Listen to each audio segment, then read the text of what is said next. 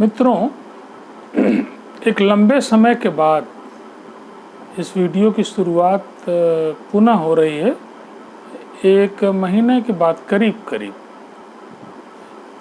और इधर तो 4-5 दिनों से मैं थोड़ा बुखार से पीड़ित भी हो गया था, लेकिन ईश्वर की कृपा से आज भगवान राम का विजयदशमी आप जान ही रहे हैं, और उन्हीं की कृपा है कि मैं 4-5 दिन के अंदर ही, जिसमें रिकवरी में काफ़ी समय लोग बताते थे कि लगता है, और बहुत तेज़ी से मैं रिकवर हो गया हूँ और ऊर्जा भी हो गई है पास में। तो मैंने कहा आप अपने सभी जो मेरे इस ट्यूब चैनल को देखते हैं या आगे देखेंगे, सारे लोगों को विजयदशमी की बहुत बहुत शुभकामना और बधाई है, और साथ साथ एक अच्छे जीवन को लोग जिएं और भगवान राम से प्रेरणा लें। आज का यही संदेश है। आज की वीडियो में भगवान राम भी और आप रामायण में देखेंगे कि बहुत सारे ग्रह नक्षत्र और उनका चर्चा हुई है। ये पहले से ही स्थापित है, कोई नया नहीं है। तो जीवन दर्पण, आपकी कुंडली जो है, आपके पूर्व जन्म से लेके प्रारब्ध का और आने वाले समय का एक बड़ा लेखा जोखा है कुंडली।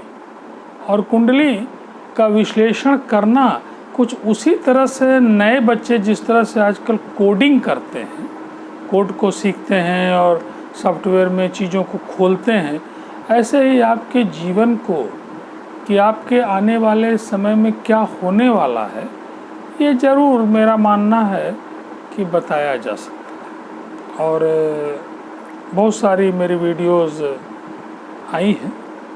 आज मैं जो टॉपिक है कि कुंडली के जो आयाम हैं बहुत सारे, उनमें एक पर्टिकुलरली मैं ये बताना चाहूँगा कि कुंडली में एक तरह से आप समझिए कि जिस तरह से वेक्टर क्वांटिटी है, सदिश राशियाँ हैं, ये मैं पढ़ाता भी हूँ बच्चों को, कि एक अलजेब्रिक सम जो है, जो रिजल्टेंट है, उसी तरह कुंडली भी कोई एक ग्रह डिसाइड नहीं कर सकता है। कोई एक ग्रह अच्छा होने से, खराब होने से कुंडली में सब कुछ बदल जाएगा, ऐसा कभी नहीं होता। इसलिए बड़े सूक्ष्म निरीक्षण की आवश्यकता है, और एक रिसर्चर होने के नाते, उसीलिए मैं कहता हूँ ना, रिसर्च। बार बार मैं देखता हूँ कि जब बार बार आप चीज़ों को देखेंगे और बहुत सूक्ष्मता में जाएंगे, तो आपको छोटी छोटी चीज़ें जिसको हम इग्नोर कर रहे हैं, पता लगा कि वही एक बड़ा इंडिकेशन दे रही हैं। तो मैंने बार बार कहा है कि कुंडली में कुल 12 भाव हैं, आप जानते हैं, और उसमें खास करके जो लग्न है, जो फर्स्ट हाउस है, वो बड़ा इम्पॉर्टेंट है, और आपके जीवन को, एक तरह से आपके व्यक्तित्व को, आपकी स्मूथनेस को बहुत कुछ बताता है। और लग्न में खास करके, लग्न जितनी मजबूत होगी, स्मूथनेस उसी रेशियो में अच्छी होगी। ये मैं कई बार बता चुका हूँ। लग्न की डिग्री जो है इज़ वेरी इंपॉर्टेंट। इस बीच मैं कई एक कुंडलियों से जो गुजर रहा हूँ, तो अपने प्रैक्टिकल अनुभव को आपके साथ साझा कर रहा हूँ। अभी मैं कल ही परसों में 5-6 दिनों के अंदर की बात है कि मैं 2-3 कुंडलियों से गुजरा। एक सज्जन मेरे पास आए, वो अकाउंटेंट हैं, पढ़ने में बड़े अच्छे हैं, बड़ा उनका नॉलेज है, अनुभव भी अच्छा है, और लेकिन ये सब होने के बाद भी जीवन स्मूथ नहीं है। आमदनी एकदम नगण्य है, दाल रोटी चलाना मुश्किल हो रहा है। और बार बार जिनके यहाँ वो काम करते थे, उन लोगों ने भी बताया कि तेज़ तो है, लेकिन काम इसको ज़्यादा मिल नहीं पा रहा है।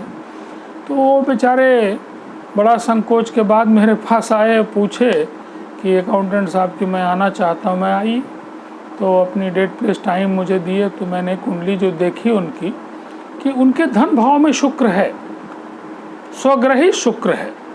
तभी होगा ना कि भाई क्वेश्चन की स्वग्रही शुक्र है धन भाव में। काल पुरुष की कुंडली में जो सेकंड हाउस है, उसका मालिक ही शुक्र है। तो अपने घर में शुक्र है और धन धान्य से परिपूर्ण होना चाहिए उन्हें, और उनकी ये दशा है। नो डाउट उनके पिताजी का मकान है, गुजारा चल रहा है, पिताजी ने मकान बनवा दिया, 2-3 भाई के बीच में है, लेकिन जो हालत है, जो शुक्र, ऐसा क्यों नहीं हो पा रहा है। तो फिर मैंने जब निरीक्षण किया कि जरा लग्न इनकी देखूं तो लग्न उनकी 1 डिग्री की, लग्न के उनके मालिक जो हैं 0 डिग्री कुछ मिनट के हैं। अब आप बताइए कि जिनकी लग्न इतनी पुअर है उस पर किसी बड़े ग्रह के दृष्टि भी नहीं है, कोई ऐसा कोई चमत्कारिक ग्रह जो है वो भी नहीं कि उसको देख रहा हो, उस कमी को पूरा थोड़ा करे, तो फिर क्या होगा, कैसे स्मूथ होगा। तो मैंने उनको उपाय बताया कि भाई अपनी लग्न को मजबूत करो, ये शुक्र तुम्हारा तो अच्छा है, मंगल भी उच्च का है, साहसी भी हो, सब गुण हैं, लेकिन फिर भी स्मूथ इसीलिए नहीं है कि तुम्हारी लग्न बहुत कमज़ोर है। तो एक फैक्टर हुआ, आपको अंदाज लगा। फिर मैं इधर एक दूसरी कुंडली से कल ही मैं गुजरा, है ना, गोरखपुर के हमारे एक मित्र के भाई की कुंडली है, बिजनेस करते हैं, लग्न बड़ी शानदार है, लग्न उनकी 17 डिग्री की है, लग्न के मालिक 16 डिग्री के हैं, अद्भुत लग्न है। और लग्न के मालिक जो हैं वो उच्च के हैं, मंगल हैं, सब है, पराक्रम भाव में भी हैं। फिर भी शुक्र उनका जो है वो 12वें हाउस में स्वग्रही है। तो होता ना भाई 12वां हाउस तो बहुत ही अति विशिष्ट कारक ग्रह है शुक्र का, यहाँ जो होगा वो उसको पैसा फ्लोइंग जो है अथाह होगी। फिर वो बार बार कह रहे हैं कि ठीक है, गाड़ी से चलता हूँ, खाने पीने की कमी नहीं है, पिताजी हमारे अधिकारी थे तो मकान वकान भी है, लेकिन सर मैं पता नहीं क्यों कभी बिजनेस में या कभी अपने कारोबार में, कभी अपने जमीन के धंधे में प्लॉटिंग करता हूँ, कभी उस लेवल को नहीं मैं प्राप्त करता हूँ जो आप कहते हैं कि ऐसा होगा कि तुम्हें तो फ्लोइंग है मनी की, रंग से राजा बनोगे, ऐसा कुछ हो क्यों नहीं रहा है। फिर मैंने उनकी कुंडली को देखा कि भाई इतनी तगड़ी लग्न है, लग्न के मालिक भी अच्छे हैं, अच्छी जगह भी हैं, उच्च के भी हैं, डिग्री भी अच्छी है, सब अच्छा ही अच्छा है, तो फिर क्यों नहीं हो रहा है।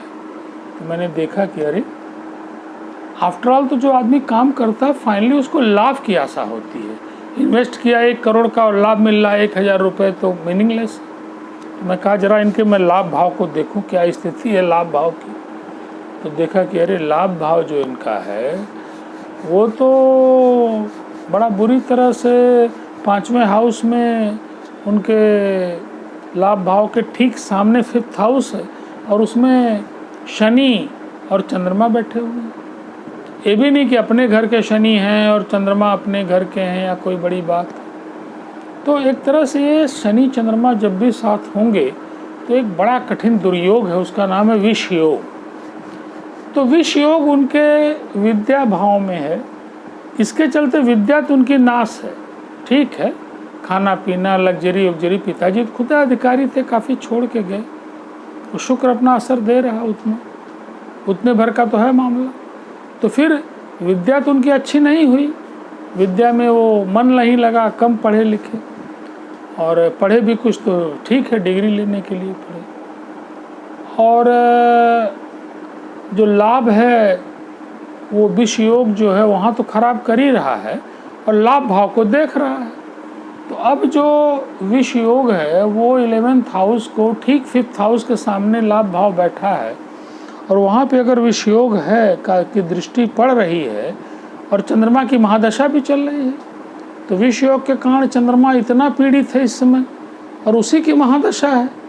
तो पहले तो मैं सोचता था कि भाई कुछ विशेष होगा, चंद्रमा इनका अच्छा है, फलाना है, लेकिन नहीं, क्यों नहीं हो पा रहा है। वो इसी कारण से कि चंद्रमा शनि से विष योग में बुरी तरह पीड़ित है, लाभ भाव को देख रहा है, लाभ भाव पूरी तरह से इफेक्टेड है, और तब लाभ भाव इफेक्टेड तो लाभ नहीं हो रहा है। इन्वेस्टमेंट पता लगा कि ज़्यादा से ज़्यादा कर रहे हैं, लाभ उस रेशियो में कम आ रहा है, तो अनसेटिस्फैक्शन है, मन भी खिन्न हो रहा है। क्यों?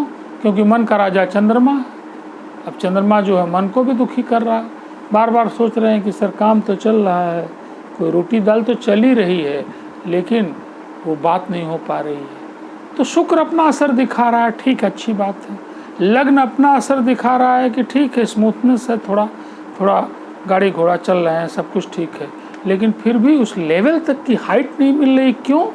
क्योंकि विष योग के कारण।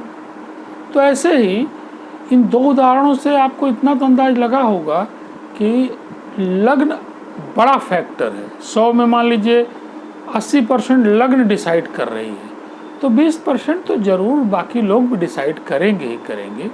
और अगर लग्न ही एकदम चौपट है तब तो बात ही ख़त्म है, बहुत ही परेशानी है।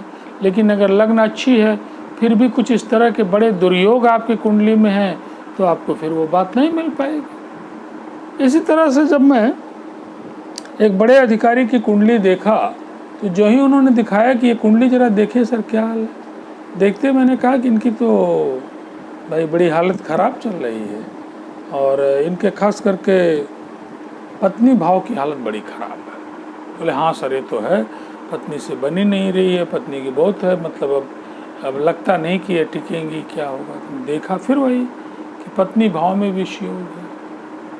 अब पत्नी भाव में विष योग है तो बाकी ग्रहों ने 10th हाउस में उच्च का सूर्य है, मंगल है, बाकी लोग मिलके उनको एक बड़े अधिकारी बना दिए, पढ़ने में बढ़िया तेज कर दिए।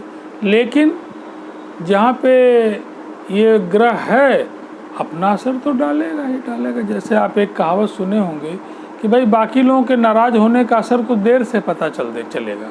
हमारे एक साथी हमारे साथ टहलते थे यहाँ, तो कहते थे कि 2 आदमी को मत नाराज़ करना भाई श्रीवास्तव। किसको सर? कि इमीडिएट बॉस को मत नाराज़ करो और पत्नी को मत नाराज़ करो। क्यों सर? कि इनके नाराज़गी का असर तुमको उसी दिन भोगना है। तो वही वाली हाल है कि जिस भाव में दुर्योग बैठा है वो भाव तो तुरंत पीड़ित होगा। अभी अलग बात है कि उस भाव को अगर अच्छे अच्छे बहुत सारे ग्रह देख रहे हैं तो वो पीड़ा थोड़ी कम हो जाएगी, लेकिन होगी तो। अब ऐसा नहीं कि 8वें भाव में मंगल है आपके, मंगल तो आपको रोक दोक दे ही रहा है। अब आप कहें कि साहब 100% मत दे, स्वग्रही मंगल है, ठीक है इतने करेगा कि जो रिकवरी आपकी 1 महीने में होने वाली है वो 15 दिन में हो जाएगी। जो डोलो दवा खा के बुखार 8 दिन में उतरना वो 3 दिन में उतर जाएगा, इतना हो जाएगा। तो इन ग्रहों का हमेशा देखते समय कुंडली में एक अलजेब्रिक सम देखिए, और इसके लिए एक सूक्ष्म निरीक्षण की आवश्यकता है। ये कोई इजी जॉब नहीं है। ये वही है ना, ज्यों ज्यों पानी में घुसिए त्यों त्यों अंदाज लगता, ज्यों ज्यों भीगे कामरी, वही वाली बात है कि ज्यों ज्यों अनुभव होता जाएगा, ज्यों ज्यों आपका इंटरेस्ट आएगा उसमें। अगर आपका इंटरेस्ट ही नहीं आ रहा है तो मोटी मोटी किताबें ज्योतिषी की पढ़ने से कुछ नहीं होने वाला है। Interpretation is very difficult. Interpretation में ही फलादेश सारा इंटरप्रिटेशन पे केवल है। इंटरप्रिटेशन अगर नहीं अच्छा आता है तो मोटे मोटे सूत्रों को पढ़ने से कुछ नहीं होने वाला है। अलग अलग आदमी पे अलग अलग सूत्र अप्लाई करना पड़ेगा और कोई एक नियम पक्का है ही नहीं है मोटा मोटा। इसमें रिलेशन आपको ढूंढना है, आपको देखना है, तर्कों के आधार पे चीज़ों को निचोड़ के लाना है और तब आप फलादेश कर पाएंगे। इतना आसान नहीं है। तो मेरा यही कहना है कि बाकी तो सबसे बड़ी बात है कि भगवान राम का नाम लीजिए। आज रामनवमी है, सब कष्टों को दूर करने वाले तो प्रभु हैं, और प्रभु का नाम लीजिए तो ठीक है, कष्ट को कम से कम सहने की शक्ति तो बढ़ा ही देंगे। तो आज के वीडियो में यही है कि बहुत बहुत शुभकामना है, और भगवान राम का वो है दिन है, आज उनको सुमिरा जाए, उनको याद किया जाए। और आने वाले दिनों में मैं बहुत सारे कुछ बड़े लोगों की कुंडली को भी डिस्कस करूंगा, पर्टिकुलरली जो नामी गिरामी लोग हैं ना, कि भाई चलो इनकी कुंडली, रतन टाटा की कुंडली क्या कहती है, तो अमिताभ बच्चन की क्या कहती है। आप प्रोफेशनल ज्योतिषियों को सुनते होंगे, वो इसीलिए बताते हैं कि आपके ऊपर प्रभाव पड़े, लेकिन कोई उनकी आवश्यकता नहीं कि ऐसा उन्हीं का उदाहरण दें, तभी आपको समझ में आएगा। आप अपनी कुंडली पे खुद ही आजमा के देखिए ना, जो मैं बोल रहा हूँ, छोड़िए सबकी कुंडली, आप अपनी कुंडली को निकालिए, अपनी लग्न की डिग्री देखिए, लग्न की पावर देखिए, लग्न के दोनों तरफ ग्रहों को देखिए, लग्न को शुभ ग्रहों को देखने को देखिए, और बहुत सारी मेरी हर वीडियो को कुंडली के आप देखिए, बार बार देखिए और एंजॉय करिए, और मुझसे फिर जो है आप जब चाहें तब क्वेश्चन पूछ सकते हैं। मेरा नंबर सब आपको दिया हुआ है मेरी वीडियोज़ में, और आप एंजॉय करिए। तो मैं समझता हूँ कि आज के लिए बस इतना ही। और आज काफ़ी दिनों बाद आज आपका त्यौहार का दिन भी है, तो आप ज़्यादा चाहेंगे भी नहीं कि मैं ज़्यादा आपको परेशान करूं, बोलूं। तो ठीक है, ओके, शुभकामना आपको।